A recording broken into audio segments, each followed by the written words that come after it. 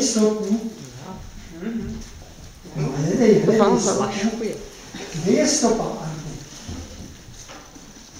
Ano.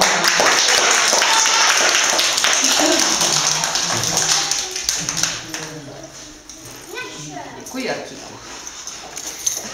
To by měla být konvička z vody. Jo, ještě si sklidím. Jo, ty jsi neměl balonek v tlance, že?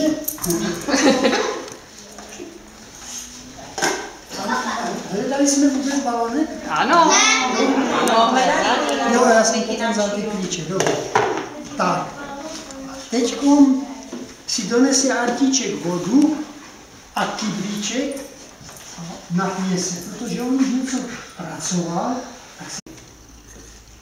Měli jsme ptáčky pod krovem, učili se lítat a jeden spadl na zem. A on ho zebral.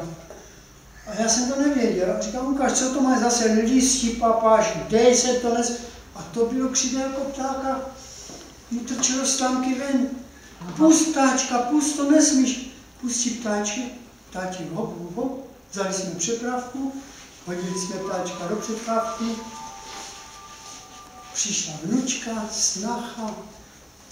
Dívejte se, jak těch ptáčka nezakousl. A ten ptáček tam tak poskakoval, jsme se dívali a on se též díval. Najednou vám ho vzal a celý ho měl v tlamce. Vůbec ho vidět nebylo toho ptáčka. No, já jsem si myslel, že to ptáčku. Pust ptáčka, pust ptáčka, pust.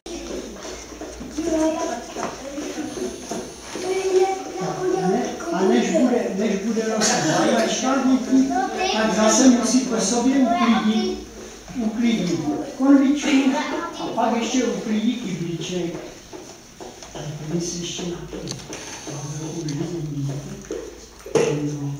Tak, Artičko, uklízíme.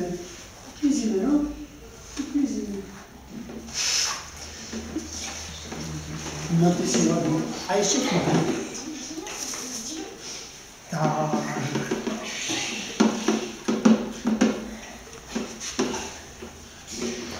Tak.